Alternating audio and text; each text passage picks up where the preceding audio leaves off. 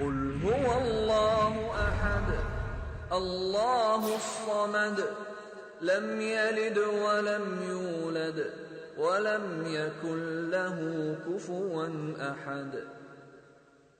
من اس غذا کا نام ہے جو آسمان سے درختوں پر انڈیل دی جاتی، جو حلاوت اور مٹھاس میں شہد کی طرح ہوتی، دیکھنے میں پانی کی طرح ہوتی۔ درختوں سے بنی اسرائیل اس میٹھی غذا کو لے کر استعمال کرتے۔ بعض مفسرین نے کہا ہے کہ صبح کے وقت پتوں پر جو اوس پڑتی ہے اس کی شکل و صورت اوس کی طرح ہوتی۔ اسی طرح سے بٹیر جیسے پرندے کا لذیذ گوشت تیار کیا ہوا آسمان سے رب العالمین بنی اسرائیل کے لیے نازل کرتا۔ میٹھے میں بھی اور گوشت میں بھی ہر دو طرح کی غذا دے کر اللہ رب العالمین نے بنی اسرائیل کے ساتھ کیا احسان کیا، ہر طرح کا انتظام کیا۔ اللہ رب العالمین کے حکم سے موسیٰ علیہ السلام نے عمالقہ کی بستی میں داخل ہونے کا حکم دیا اور اس کے ادب سکھائے کہ بستی میں داخل ہونا تو سجدہ شکر کے ساتھ، سجدہ تعظیمی کے ساتھ داخل ہونا، اور تمہاری زبان پر ہو حطہ۔ حطہ کا مطلب ہوتا ہے اللہم اغفر لنا، اے پروردگار تو ہماری بخشش فرما۔ لیکن بنی اسرائیل نے اس بات کو بدل دیا، حطہ کے بجائے حبۃ فی شعرۃ کہنے لگے، ہمیں بالیوں میں اناج اور دانے چاہیے، اور بجائے سجدہ تعظیمی کے، سجدہ شکرانے کے، وہ اپنی سرین کے بل رگڑ کر شہر میں داخل ہوئے۔ اپنی اس شرارت کا انہوں نے مظاہرہ کیا، پھر بھی اللہ رب العالمین فرماتا ہے کہ ہم نے تمہیں معاف کر دیا۔ اسی میدان کے بارے میں اللہ رب العالمین نے مزید اپنی نعمت کا احساس جتاتے ہوئے فرمایا وَإِذِ اسْتَسْقَىٰ مُوسَىٰ لِقَوْمِهِ فَقُلْنَا اضْرِب بِّعَصَاكَ الْحَجَرَ فَانفَجَرَتْ مِنْهُ اثْنَتَا عَشْرَةَ عَيْنًا، کہ اس میدان تیہ میں جب تم پیاسے ہوئے، تم نے موسیٰ علیہ السلام سے پیاس کا مطالبہ کیا، موسیٰ نے اپنے رب سے دعا کی، اللہ نے فرمایا اے موسیٰ تم اپنے عصا کو پتھر کی چٹان پر دے مارو۔ جیسے ہی موسیٰ علیہ السلام نے عصا کو پتھر پر مارا، 12 قبیلے تھے، 12 قبیلوں کی 12 سمتوں میں اس پتھر کی چٹان سے چشمے پھوٹ گئے۔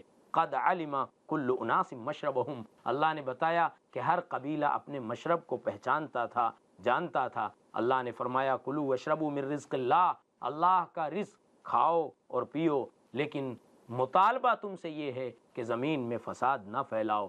اس کے علاوہ اللہ رب العالمین نے مزید باتوں کا تذکرہ کیا۔ وَإِذْ قُلْتُمْ يَا مُوسَىٰ لَن نَّصْبِرَ عَلَىٰ طَعَامٍ وَاحِدٍ فَادْعُ لَنَا رَبَّكَ يُخْرِجْ لَنَا مِمَّا تُنبِتُ الْأَرْضُ مِن بَقْلِهَا، موسیٰ علیہ السلام سے بنی اسرائیل نے مطالبہ کیا کہ من سلوہ ایک غذا پر ہمیں اطمینان نہیں ہے، آپ اپنے پروردگار سے دعا کیجئے، ہم اس پر صبر نہیں کر سکتے۔ اللہ نے دعا قبول کی، اس کی بھی اجازت دی۔ ککڑیاں، پیاز، دالیں اور جو ساری چیزیں انہیں ضرورت تھی، رب العالمین نے پہلے تو موسیٰ علیہ السلام کی زبانی ان سے پوچھا اتستبدلون الذی هو ادنی بالذی هو خیر، اچھی چیزوں کو چھوڑ کر تم ان سے حقیر چیزوں کا مبادلہ چاہتے ہو؟ جب وہ مصر رہے، رب العالمین نے کہا شہر کی طرف نکل جاؤ، تمہارے لیے وہ ہے جس کا تم مطالبہ کر رہے ہو۔ بہرحال اللہ رب العالمین نے بنی اسرائیل کو اپنی نعمتوں کا احساس اس لیے دلایا کہ جس زمانے میں یہ قرآن کریم اللہ کے نبی صلی اللہ علیہ وسلم پر نازل ہوا، مدینہ کے اطراف میں یہودیوں کی کئی بستیاں تھیں اور وہ اپنے پرکھوں کی بڑی تعریف کیا کرتے تھے۔ اللہ نے فرمایا اے یہود، اے بنی اسرائیل، تمہارے آبا و اجداد نے اللہ کے نعمتوں کی اس قدر ناقدری کی ہے۔ اگلی رکوع میں اللہ رب العالمین نے ایک بڑی اہم بات کی طرف اشارہ کیا۔ یہاں سے بہت سارے مسلمانوں کو ایک شبہ ہوتا ہے، ایک طرح سے وہ ضلالت کا شکار ہوتے ہیں، اور بہت سارے علماء کرام وحدت ادیان کی بات کرتے ہیں۔ اللہ رب العالمین نے اس آیت کریمہ میں فرمایا ان الذین آمنوا والذین ہادوا، جو لوگ ایمان لے آئے، جو یہودی ہوئے اور جنہوں نے عیسائیت کو قبول کیا، والصابئین، اور جو کسی بھی دین پر ہو گئے، من آمن باللہ والیوم الآخر، ان تمام لوگوں میں سے جو اللہ پر ایمان رکھے، آخرت کے دن پر ایمان رکھے، نیک عمل کرے، فلہم اجرہم عند ربہم، تو ان کے پروردگار کے پاس ان کے لیے اجر ہے، ولا خوف علیہم ولا ہم یحزنون۔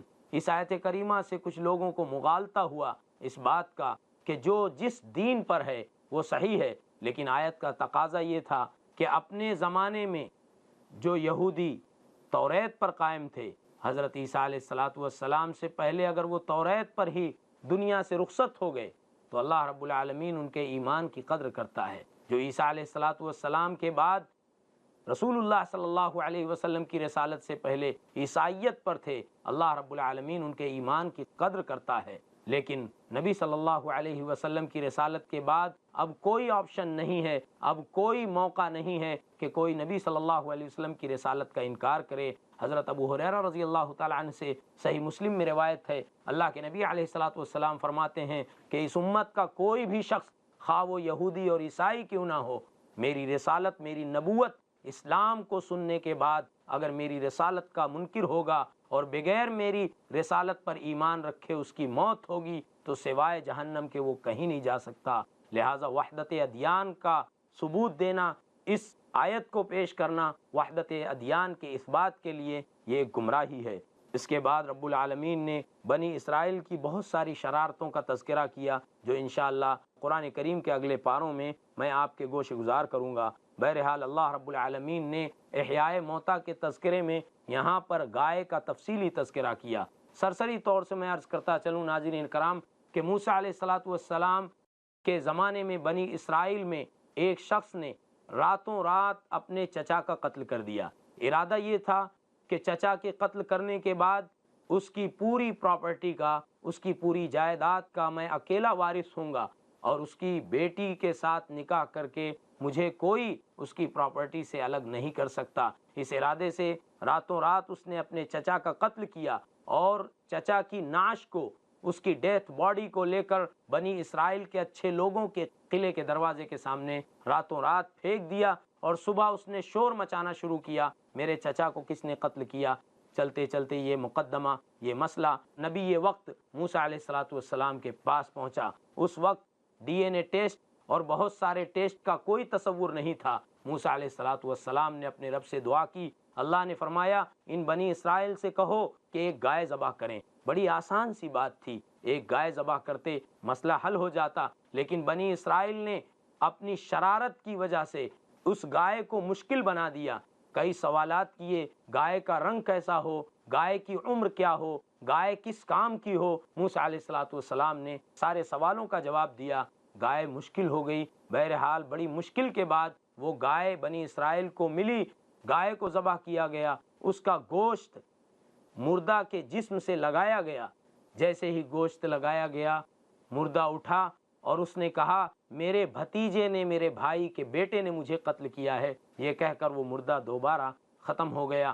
یہ مسئلہ حل ہو چکا تھا، لیکن بنی اسرائیل کی قساوت قلبی کا اندازہ کیجئے کہ اس کے باوجود، عینی مشاہدہ کرنے کے باوجود بھی اس نوجوان نے، اس کے ساتھیوں نے اور بنی اسرائیل کے ایک بڑے طبقے نے اس بات کو ماننے سے انکار کر دیا۔ رب العالمین نے فرمایا کہ ان کے دل تو پتھر کی طرح ہو گئے، او اشد قسوہ، پتھر بھی تو پگھل جاتے ہیں، پتھر سے بھی زیادہ ان کے دل سخت ہو گئے۔ اپنے سامنے مردے کو زندہ ہوتے ہوئے دیکھا لیکن مکر گئے۔ اللہ نے فرمایا وَإِنَّ مِنَ الْحِجَارَةِ لَمَا يَتَفَجَّرُ مِنْهُ الْأَنْهَارُ، بہت سارے پتھروں سے نہریں بہتی ہیں۔ وَإِنَّ مِنْهَا لَمَا يَشَّقَّقُ فَيَخْرُجُ مِنْهُ الْمَاءُ، اور بہت سارے پتھروں سے چشمے پھوٹ جاتے ہیں، ان سے پانی نکلتا ہے۔ اور کئی پتھر، کئی چٹانیں تو ایسی ہیں جو اللہ کے خوف سے گر پڑتے ہیں۔ اللہ رب العالمین نے فرمایا ان کی قساوت قلبی کا معاملہ یہ ہے کہ پتھر سے بھی زیادہ سخت دل ہیں۔ اللہ رب العالمین نے یہ واقعہ اس لیے نقل کیا ہے تاکہ یہ واضح ہو جائے کہ عینی مشاہدوں کے بعد، معجزات کو اپنی آنکھوں سے دیکھنے کے بعد بنی اسرائیل ہی انکار کر سکتے ہیں، اور رسول اللہ صلی اللہ علیہ وسلم کے زمانے کے بنی اسرائیل اور یہودیوں کو اللہ رب العالمین نے اس طرح سمجھانے کی کوشش کی ہے۔ یہ جب تنہائی میں ہوتے تو رسول اللہ صلی اللہ علیہ وسلم کا، صحابہ کرام کا مذاق اڑاتے، اور علماء اپنے عوام سے کہتے اتحدثونہم بما فتح اللہ علیکم، وہ باتیں جو ہماری کتابوں میں پوشیدہ ہیں یہ مسلمانوں کے پیغمبر محمد رسول اللہ صلی اللہ علیہ وسلم کو کیسے معلوم ہو جاتی ہے؟ تمہیں لوگوں نے جا جا کر بتائی ہوں گی، وہ راز کی باتیں نہ بتاؤ، کل کو یہ تمہارے خلاف حجت پیش کریں گے۔ اللہ رب العالمین نے اس لیے ان آیتوں کو نازل کیا کہ ان بے وقوفوں کو، نرے جاہلوں کو یہ نہیں معلوم ہے کہ اللہ رب العالمین اپنے فرشتے جبرائیل امین کے ذریعے ان کی ساری باتوں کو اپنے پیغمبر کو بتاتا ہے۔ ناظرین کرام، اب وقت ہوا ہے ایک چھوٹے سے وقفے کا۔ وقفے کے بعد جلد ہی ہم دوبارہ حاضر ہوں گے۔ السلام علیکم ورحمۃ اللہ وبرکاتہ۔ والروح والریحان۔ السلام علیکم ورحمۃ اللہ وبرکاتہ۔ ناظرین کرام، وقفے کے بعد ہم دوبارہ حاضر ہیں۔ اللہ فرماتا ہے اولا یعلمون ان اللہ یعلم ما یسرون وما یعلنون، یہ چاہے کسی بات کو کتنا ہی چھپائیں، راز میں رکھیں یا اعلان کریں، اللہ رب العالمین ان کی ساری باتوں کو جانتا ہے۔ ان کا دوسرا طبقہ امیوں کا تھا، جہلا کا تھا۔ اللہ نے فرمایا ان کا مقصد زندگی یہ ہے کہ اپنے علماء کی بات، اپنے احبار و رہبان کی بات کی تقلید کریں، ان کے پیچھے چلیں، دلائل سے قطع نظر صرف اپنے بڑوں کی باتوں پر یقین رکھیں۔ اللہ نے فرمایا انہیں صرف آرزوؤں سے مطلب ہے، انہیں صرف گمان سے مطلب ہے۔ آگے چل کر رب العالمین نے ان کے لیے ویل کی تنبیہ کی ہے اور اشارہ کیا ہے کہ ایسے دونوں طبقات کے لیے اللہ کے پاس جہنم کی ہلاکت ہے، ویل ہے، جہنم کی وادی ہے۔ اس رکوع کے آخر میں اللہ رب العالمین نے یہودیوں کی ایک اور شرارت کا تذکرہ کرتے ہوئے فرمایا ان کا یہ گمان ہے، یہ عقیدہ ہے کہ ہمیں جہنم کی آگ چند دن چھوئے گی، اس کے بعد تو ہمیں جنت میں جانا ہی ہے۔ ان کے بہت سارے گمان میں ایک گمان یہ بھی تھا کہ اس پوری دنیا کی عمر 70,000 سال ہے اور ہر 1000 کے بدلے ایک دن ہمیں جہنم میں رہنا ہوگا، اس طرح سے ہم 7 دن جہنم میں رہیں گے۔ بعض روایتوں میں یہ بھی ہے کہ ہم نے 40 دن صرف بچڑے کی پوجا کی ہے، اس لیے ہم اگر بہت زیادہ بھی جہنم میں داخل ہوئے تو 40 دن سے زیادہ جہنم میں نہیں رہیں گے۔ اس کے علاوہ بھی بہت ساری متعدد روایات ہیں بنی اسرائیل کے مطالبات کی اور ان کی خوشگمانیوں کی۔ بہرحال اللہ رب العالمین نے ان ساری چیزوں کو گاہے بگاہے بیان کیا ہے۔ میں ناظرین کرام آپ کے گوش گزار کچھ اہم باتیں کرنا چاہتا ہوں کہ یہ مدینہ کے اطراف میں آ کر بسے تھے۔ ان کا مقصد یہ تھا، خیبر اور شام سے مدینہ کے مضافات میں آ کر بسنے کا ان کا مقصد یہ تھا کہ یہ آخری پیغمبر کی علامتوں کو اپنی کتابوں میں پہچانتے تھے۔ وہ جانتے تھے کہ مدینہ ہی میں آخری پیغمبر آئیں گے، لیکن جب رسول اللہ صلی اللہ علیہ وسلم بنی اسماعیل میں سے آئے تو وہ حسد کا شکار ہو گئے، بغاوت کا شکار ہو گئے، اعتراضات کرنے لگے، اللہ کی نعمتوں کو بھول گئے۔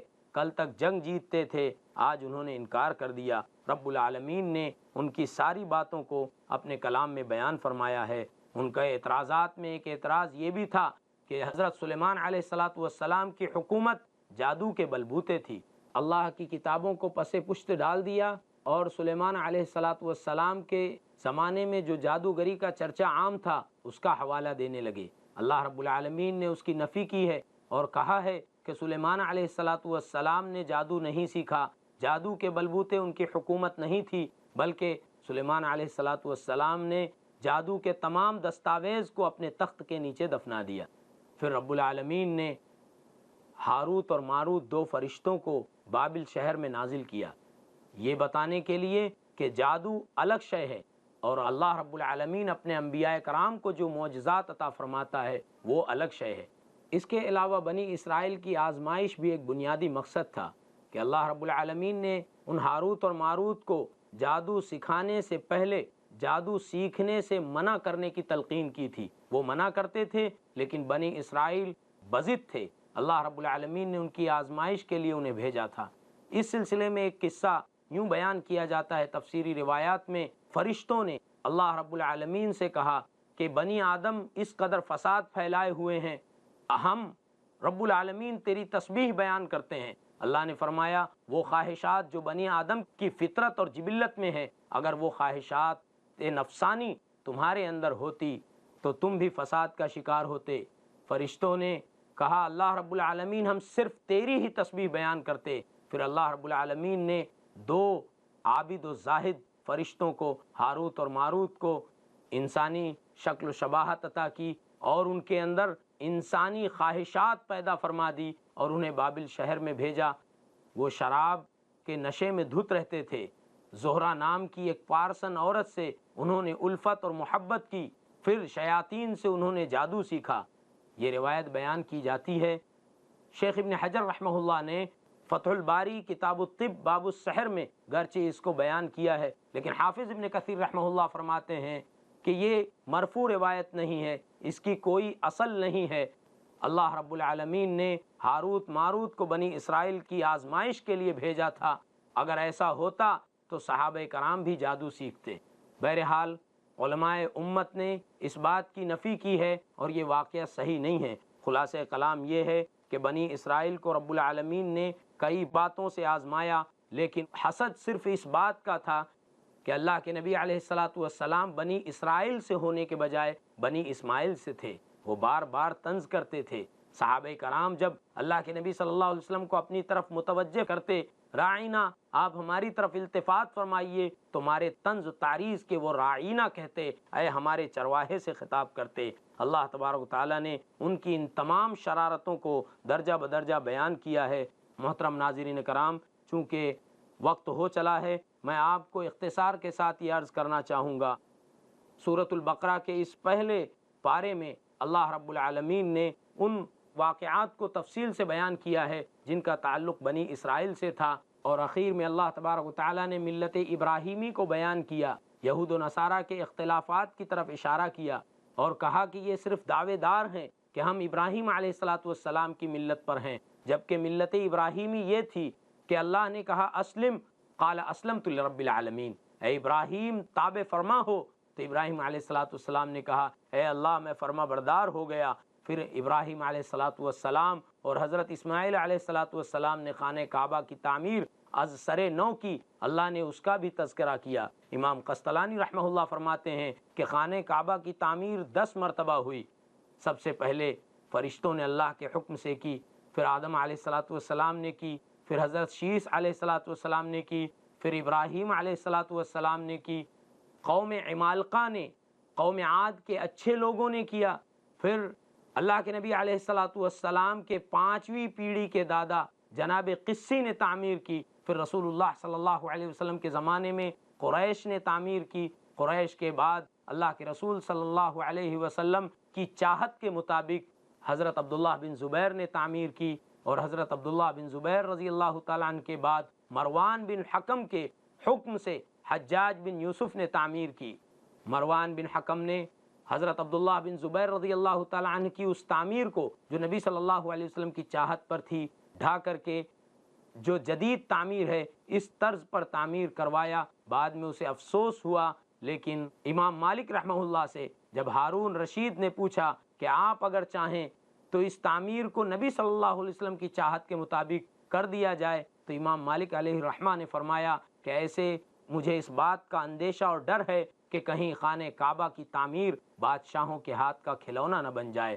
بہرحال وہ تعمیر جو مروان بن حکم کے حکم سے حجاج بن یوسف نے کی تھی، وہ تعمیر ہم اور آپ کے سامنے موجود ہے، اور اس تعمیر کا مقصد یہ تھا لوگ اللہ کے گھر کی طرف آئیں، امن کی طرف آئیں، توحید کی طرف آئیں۔ اسی وجہ سے ابراہیم علیہ الصلاۃ والسلام نے پوری ملت اسلامیہ کے لیے دعا کی تھی، اور آپ کی دعا کی برکت ہی سے جناب محمد الرسول اللہ صلی اللہ علیہ وسلم نبی برحق ہوئے، نبی آخر الزماں ہوئے، اور رسول اللہ صلی اللہ علیہ وسلم نے توحید کی اسی تعلیم کو منصب رسالت کے تئیں اپنی امت کو عطا فرمایا، اور اللہ رب العالمین کے حکم سے اللہ کے نبی علیہ الصلاۃ والسلام نے وہ رنگ بتایا جس رنگ میں ابراہیم علیہ الصلاۃ والسلام نے اپنی قوم کو رنگا تھا۔ اللہ نے اخیر میں فرمایا صبغۃ اللہ ومن احسن من اللہ صبغہ، اور ان انبیاء کرام علیہ الصلاۃ والسلام کا رنگ اللہ کا رنگ ہے، اور اللہ کا رنگ صرف اللہ کی عبادت کرنا ہے۔